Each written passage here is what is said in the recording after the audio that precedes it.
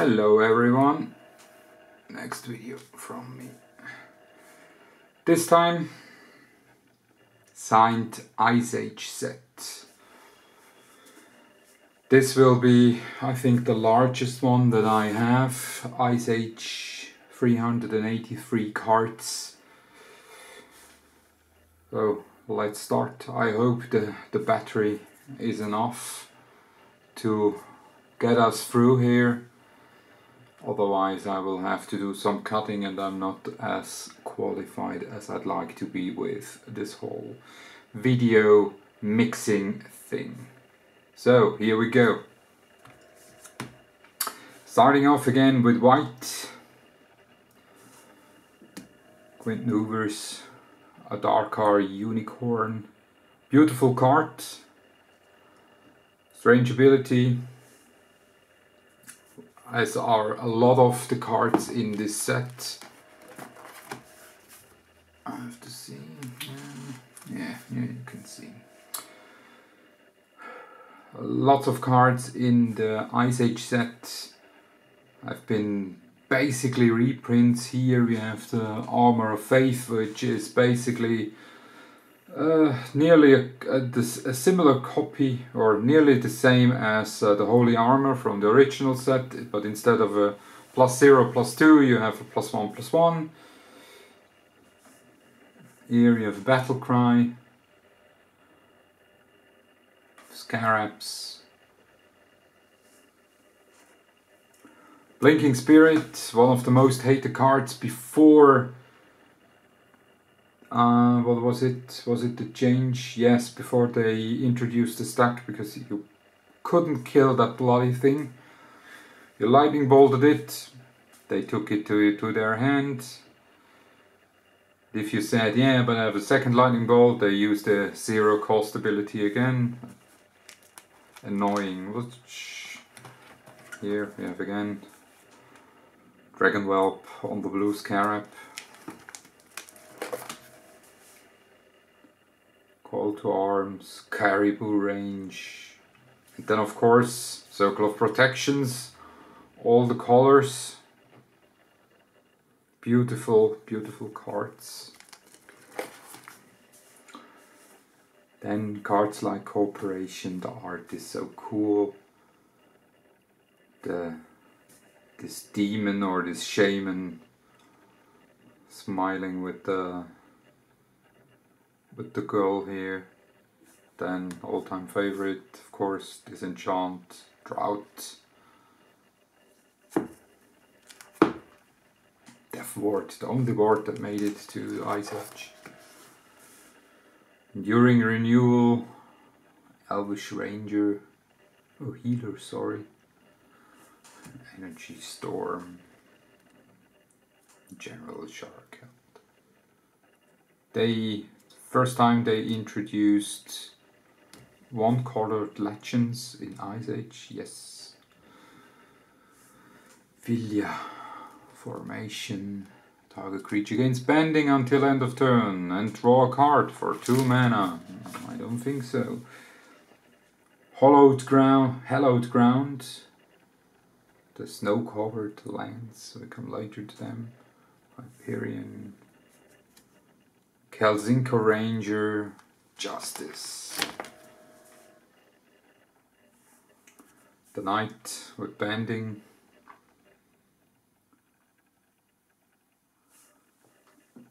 Kalduran Phalanx. This was one of the last cards I remember back in the day.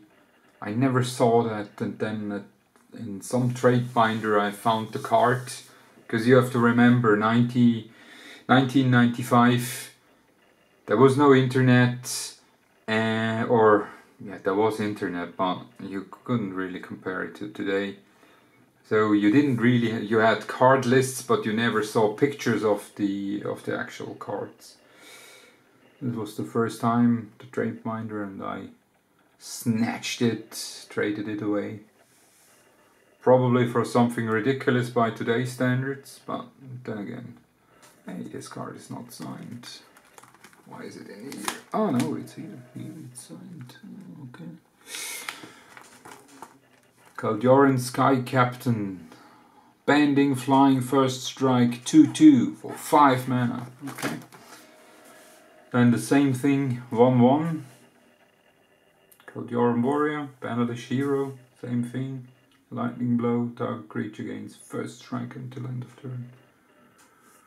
Mercenaries, Order of the Sacred Torch, Lost Order of Jarkeld.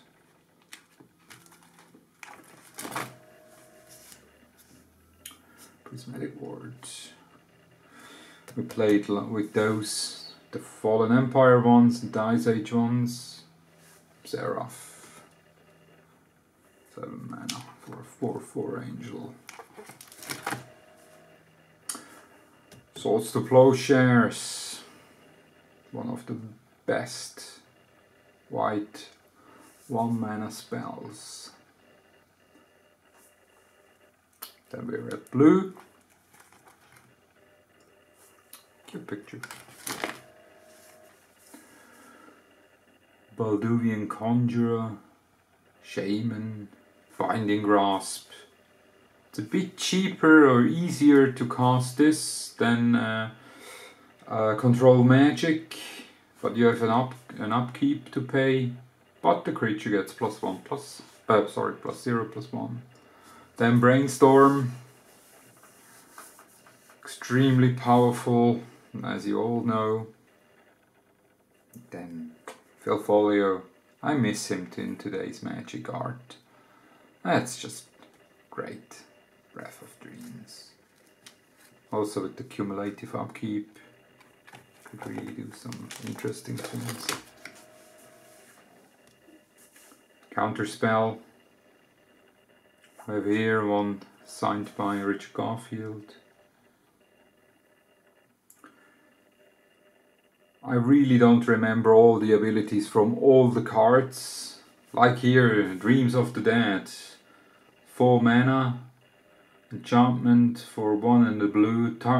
Take target white or black creature from your graveyard and put it directly into play, as though it was just summoned. That creature now requires an additional cumulative upkeep of 2 colorless.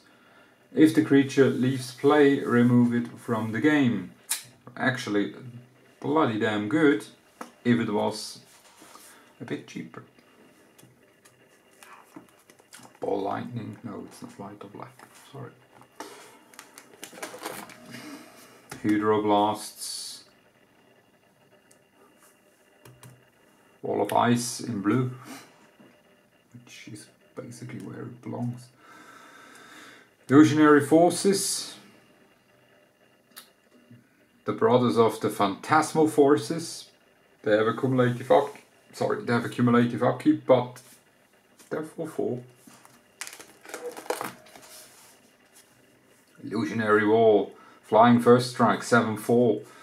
I like that one.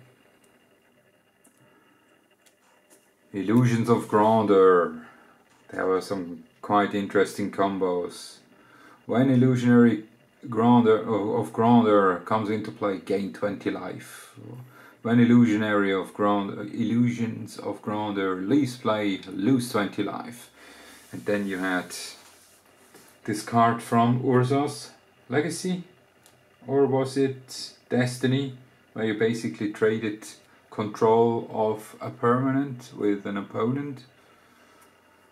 Then the opponent had to do cumulative upkeep, or he lost 20 life, which was very nasty. Mistfolk.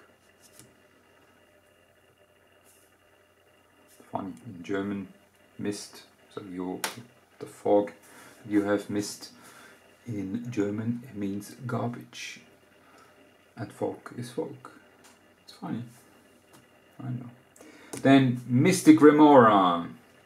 I think it's still played. It's a sideboard card in today's Legacy, Vintage, I don't know.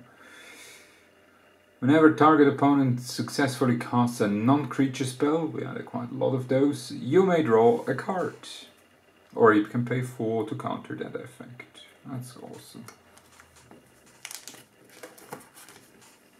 Polar Kraken, largest creature back in the day, larger than the Colossus of Sardia.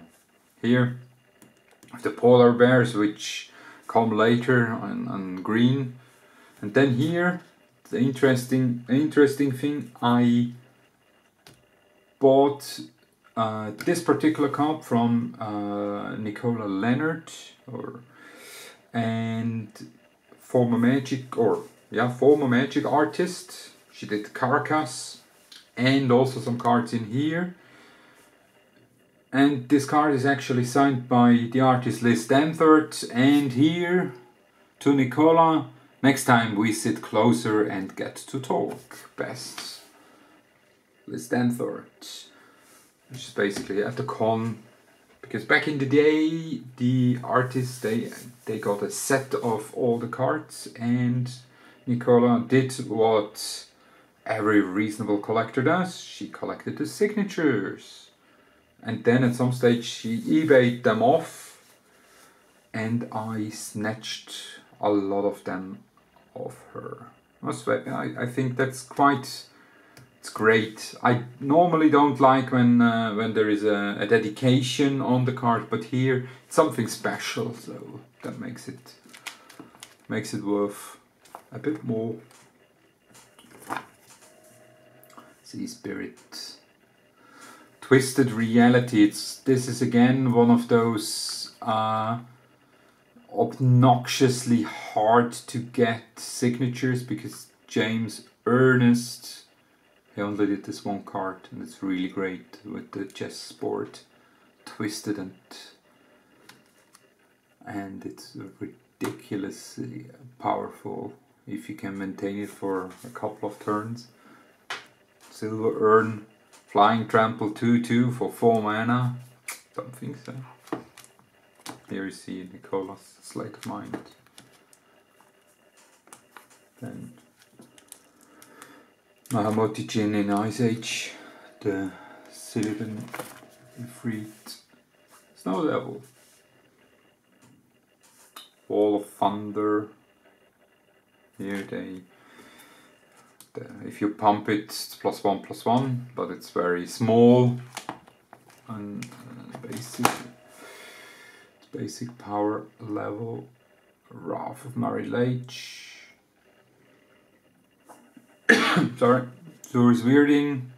All players play with their cards in their hands face up on the table. Whenever any player draws a card, any other player may pay 2 life to force the drawing player to discard that card.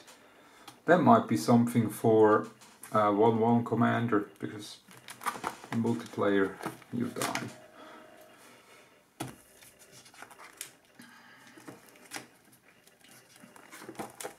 Yes. The reason why this is empty, that's a mistake of mine. When I sorted the when I put the card in the binder, basically I missed the sorting by 5 slots, and I'm too lazy to go through the whole binder. Maybe I do it at some stage, but I'm just not, because to go and have all the black and red and green and golden ones and the artifacts and the lands, it's just ridiculously hard. Spectre, Brian Shaman, it's great, cool art. Cloak of Confusion, Dance of the Dead, really like to play that one. Burnt Offering, same thing as Sacrifice, but here you can have either black or red mana. Dark Ritual, Dark Banishing, the Terror of Ice Age. Well, costs 1 more, but it's non-black instead of non-black, non-artifact. Fear, like the art. This is also ridiculously good. Drift of the Dead, +X/+X. X is what is the number of snow-covered lands you have. If you play with only snow-covered lands, Animate Wall. Certainly not in competitive, but casual, that's nice. Hecatomb, comes into play, sacrifice 4 creatures. And once you do that, for 0, tap target swamp you control, have Hecatomb, deal 1 damage to target creature or player. This is great. Hall from Beyond, we know that one. Horror Shade, we know that one too. It costs 1 more, but it has +1/+1 from its brother. The Lemur, I don't know why this guy is black. Infernal Darkness, great art. Cumulative upkeep, a black and alive. All mana producing lands produce black mana instead of their normal mana. That's awesome. There are really some powerful and interesting cards in Ice Age. Krovikan Vampire, little brother of the Zendikar. Elementalist, beautiful art. Krovikan Fetish. The Shrugs right. Here we have again the Puppet from the Rack and the Black-White, of course, and the Cursed Rack. Richard Thomas dummy, or how do you, yeah, the test dummy. Poor dummy. Mind Warp. A worse Mind Twist, but you can look at the card. It has something, but it's really rather expensive. Mind Rebel, very cool art.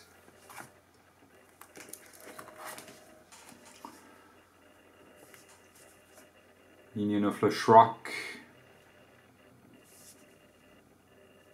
Tevesh Sat.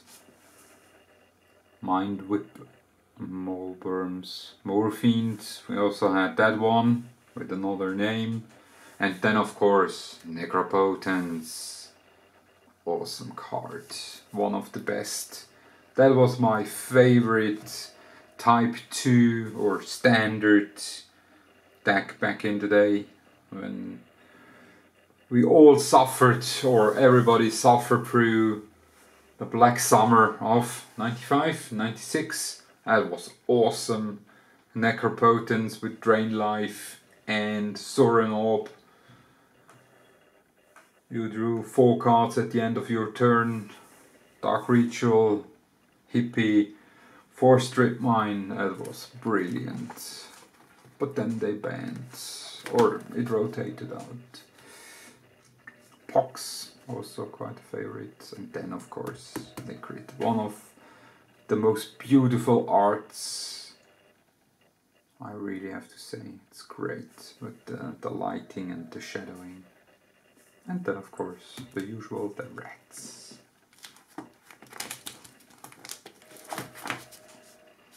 Spoils of Evil, Stench of Evil, Spoils of War. Touch of Death. Beautiful art, even though the card is bad. Anarchy. I really like Anarchy. It's powerful, extremely powerful. For the cost, destroy all white permanents. Yep. For 4 mana.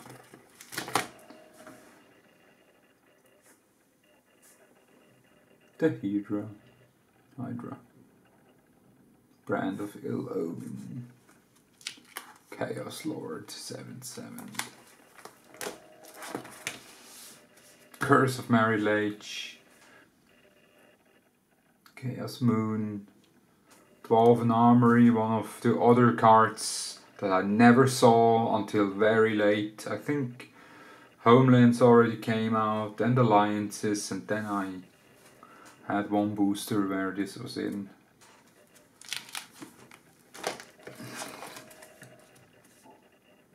Glacial Crevasse. Goblin's Key Patrol, oh, that's fun. Goblin Mutant. Then the 2 heavy hitters in red, Incinerate, Classic, and Jokolops. Bury all artifacts, creatures and lands. Mega powerful. I used to have this in my cube. When you drafted Chocolobs and you had some Planeswalkers, it's basically a win condition when the Chocolobs came through.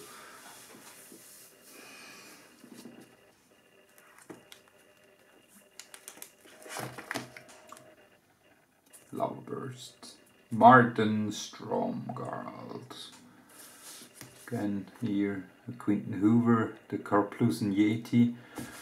This girl, she was on one of the booster designs, and also it's a rare card, so it's hard to find, with 383 cards. And we always, well, what does this card do? Must be something powerful since the picture is on the booster, and yeah, it's quite disappointing when you see what the card does. Don't remember.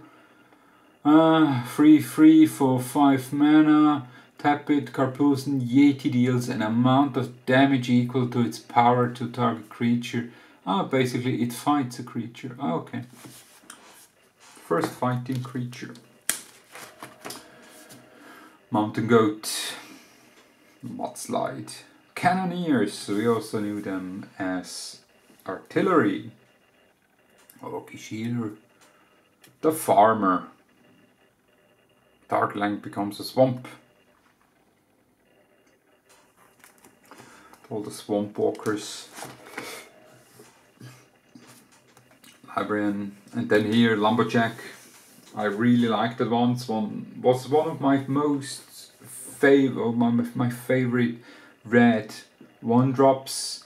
Sacrifice a forest to add 3 mana in any combination of red and or green.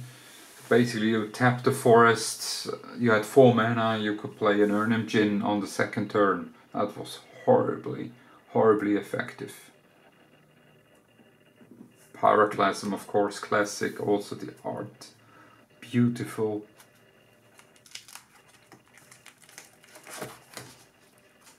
Shatter. Stone Rain. Stone Spirit. Tor Giant, yes. Vertigo. I really like Drew Tucker's art. And then the Aurochs. I don't know what they thought. Balduvian Bears, again a Quinton Hoover, extremely hard to get. Because it's a bear, nobody wants that signed. When you can have your Wrath of Gods or your Karplusan Yeti signed. Blizzard. The Oath. Juptoad. I think Juptoad was in a comic, in an Ice Age comic, you had this as a throw-in. Not that it really mattered. Earthlore, of course, Elder Druid, and the Dire Wolves. After having read and seen Game of Thrones, it's rather disappointing that it's only a 2/2, but then again. 1995. Not a lot of people have read Game of Thrones back then. Essence Filter, Fanatical Fever. Here you can see what Berserk was deemed too powerful. Why? Because here you pay 3 mana more for the creature. It survives, of course, but target creature gains trample and +3/+0. Berserk is slightly better. Forbidden Lore, Chris Rush, Forgotten Lore, Foxfire.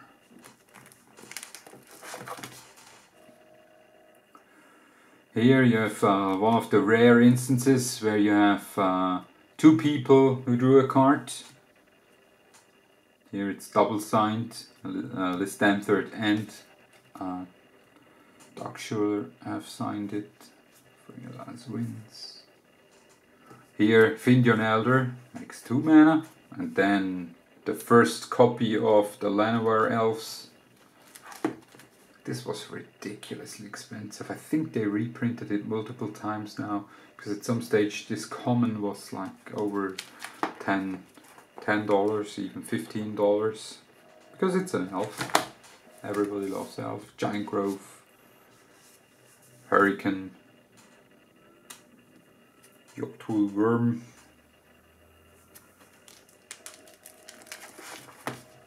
The Lurgoyf, the first one. Original Lurgoyf. Lure. Here you have the bears before they are eaten by the polar kraken.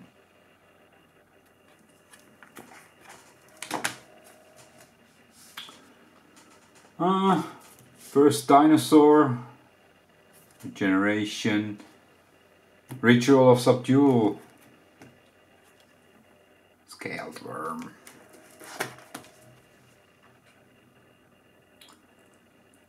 Shambling Strider, Snowblind, Stampede, the Tarpon, Thermocast, Black Land Destruction, Tinderwall, that was great, 0-3, you could sacrifice it for 2 red mana acceleration, brilliant in red green, with the Lumberjack, Wheatigo, Wild Growth, the Nuts. Basically the same thing as Will-o'-the-Wisp in green for 2 more. White out. And here the golden ones. Chromatic Armor. Diabolic Vision. Earthlink. That's beautiful cards. Really beautiful. Fire Covenant. Fiery Justice. Flooded Woodlands. I don't think this art will make it today. Too much nudity. Ghostly Flame. Both black and red permanents and spells are considered colorless damage. Say goodbye to your cops. Meriki Reburied, one of the best commanders back in the day. Hymn of Rebirth. Here you have another double signed Tom Vannestrand and Amy Weber. Ridiculously hard to find.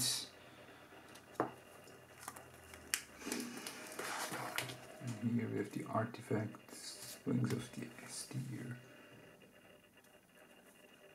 Arkham's Featherwane. Dragon Whelp. More Dragon Whelp. Time Walk Altar. Arkham's Whistle. Buried target permanent you own. Okay. Here. Icy Manipulator. That was one of the greatest reprints they did back in the day. And the altars. I all got them from Amy Weber's eBay shop. Shout out again to Amy. Buy from her shop. She's a nice lady and her altars are funny and great. Then of course one of the most expensive cards back in the day, Jester's Cap, Jester's Mask, Little Mox, Naked Singularity, beautiful art. Then here another Ruined Arch, brilliant with Phil Folio's art.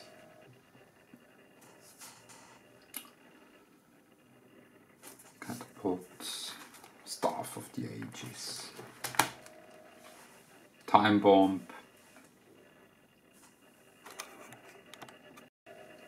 So we're back. The battery just was near dying and I didn't want to rush. With 30 seconds and quite a number of pages still left to go. Here, Time Bomb. She wrote, play this Time Bomb and take an extra turn afterwards. Versus Bobble. Not as good as Mishra's Bobble, but it's a bobble nevertheless. Sunstone, Folio.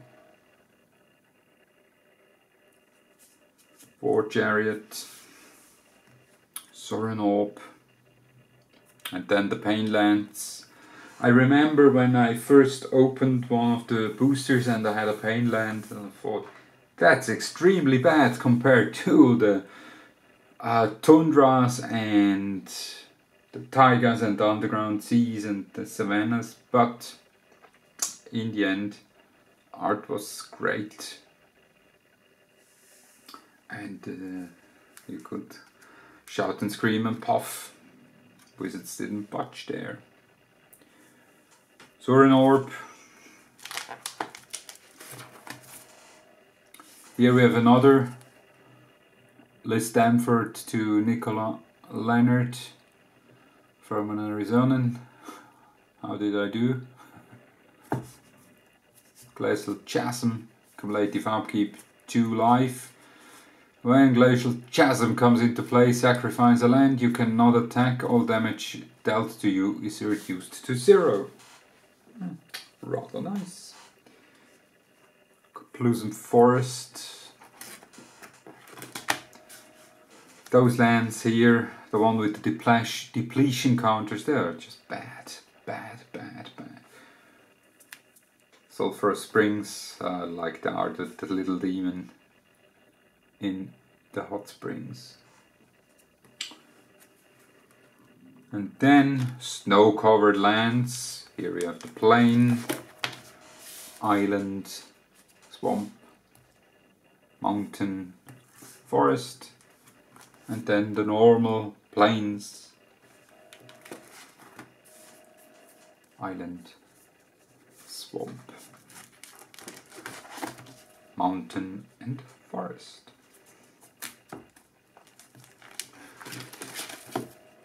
So, this is it. Completely signed Ice Age set. I think Ice Age was set number 6 that I finished, from now 18 different ones.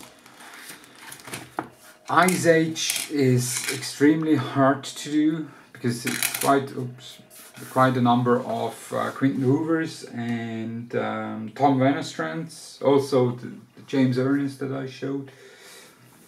Art is beautiful, and it's a long-term project, and I really like long-term projects that are realistic, so yeah. And it's something you can take out the binder and look at the cards, and it's really beautiful. Again, I repeat myself, but it's really true.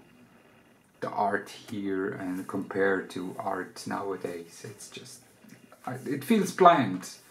And here it's really, you can feel the soul that went into the cards, even with cards like an Arctic Fox or a Renzon's Aura. It's different, it's cool. And also in the whole mixture of the everything looks the same nowadays, but here you have you have Harold McNeil, you have Mark Poole, Cornelius Broody, Ruth Thompson. It's all completely different, but it feels the same. Also here with Andy Rousseau, that's awesome. So this is it. I hope you enjoyed the trip to Ice Age, back to 1995. I'm trying to upload it now. It's the first time I have to cut 2 videos into one. I hope I succeed without the screaming match at my PC. Yeah, what will I show next? Probably something like Alliances, maybe Urza's Destiny. I have to see. Maybe something short, just a smaller set. Yeah, you can also drop a comment, let me know what you would like to see. I have also some graded cards, some new graded cards. Maybe I can do a short video about those. Yeah, drop a comment, let me know what you would like to see, what you would like to hear about if I should talk more. I saw some comments, and I also got some PMs saying, hey, yeah, stories are great, keep them on. Let me know if it was too much now. Thanks a lot, and till next time.